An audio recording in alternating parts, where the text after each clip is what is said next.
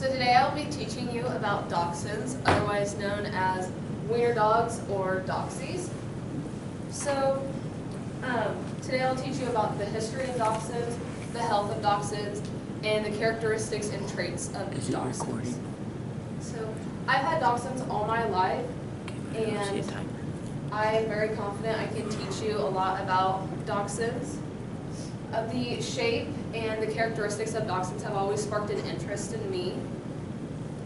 Many of you may think that dachshunds are a pointless breed because they're small and small dogs can't do anything. Well, today we will dig up why dachshunds were domesticated. After having so much background knowledge of dachshunds and researching them, I'm confident I can teach you a few things about dachshunds. I understand many of you have dogs, so here's a chance for you to learn about dachshunds. Fortunately, dogs are playful and fun. Unfortunately, they don't live forever. So if you find yourself needing a new dog, dachshunds are an option. So let's begin with the history. According to the Best Breed Ever channel on YouTube, dachshund comes from the German root word dachs, meaning hound, or meaning badger, and hound meaning dog. So literally meaning badger dog.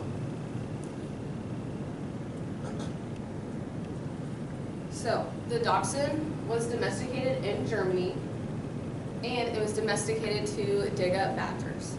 What they would do is the dachshund and the hunter would go out in the morning, and the dachshund would dig underground, not a straight hole into the ground, but a diagonal hole into the ground, find the badger and bark until the hunter could hear the bark and figure out where he was underground, dig up the badger, and in some rare circumstances, the dachshund would get angry and just bite the badger and drag him out himself. The perfect sized hunting dachshund is 20 to 35 pounds, and if you've ever seen a dachshund, today they're a lot smaller because a lot of the times today we see miniature wiener dogs or dachshunds, and these were the full-grown dachshunds. They're not miniature or micro-miniature. So in 1973, dachshund hunting became illegal in the United Kingdom, and today it's illegal in most European countries. But dachshunds are still very popular in Europe and especially in Germany. In her book, Barren Dog Bible's Dachshund, breed expert D. Caroline Coyle states that in Gurgwies, Germany, dachshund capital of the world, dachshunds outnumber people 2 to 1.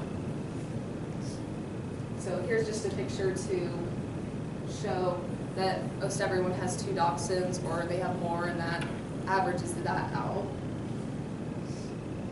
So let's talk about the health of the dachshund now that I've taught you about the history. So when talking about common health problems in dachshunds, Dr. John Carlson of the Tyler Vet Clinic states that the most common health issue is the intervertebral disc disease. It's caused by jumping.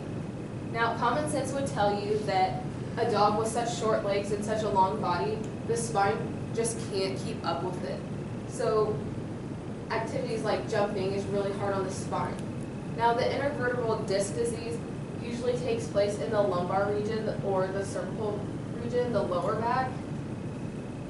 This is a very serious disease. If you find out your dog has this, it's very important to get them in right away to have emergency surgery, because just like humans, if your spine is fused or your spinal cord is fused, you can die because your nerves break down.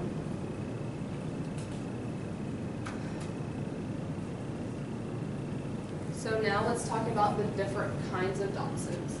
Now, you can get a lot of different combinations of dachshunds. You can have a full-sized dachshund, a miniature dachshund, and a micro-miniature dachshund. So today I'm just going to talk about the coats of each dachshund and the way that they're different. But all of these sizes of dogs and all of the coats can be in any color. So if you want a certain dog in a certain color, you can find it. In her article, Coat Type and Temperament, lifelong dachshund owner Fiona Douglas states that depending on the different coat, the personality will be different. Now, of course, that's not true for every dachshund. They're not all going to follow the stereotype of whatever their coat is. So let's start with the long-haired dachshund. As you can see, it's called the long-haired dachshund because of its long hair. They come in all different kinds of colors, but they are known to have a friendlier personality. They get along with the family more. They don't follow one person around.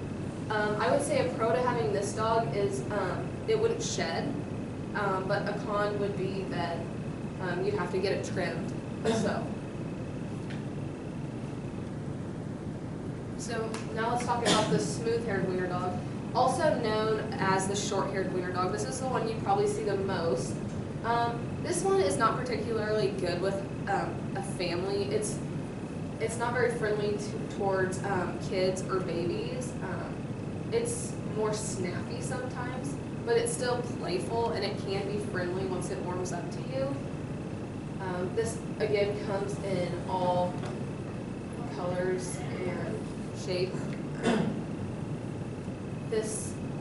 A pro to having this dog would be that you don't have to get it cut, but it also does shed. And last, this is the wire-haired wiener dog. A lot of people don't realize that these are actually wiener dogs because they do look so much different, especially in the face. So obviously these have wire hair, and they are known as the comedian wiener dog, which is the Jennifer Lawrence of wiener dogs. It has a fun personality. It still doesn't get along with everyone though. It doesn't get along with young children. Just like any dog, they don't want to be messed with when they eat or sleep, so that's with this one too. This one has a tendency to just be lazy and lay around.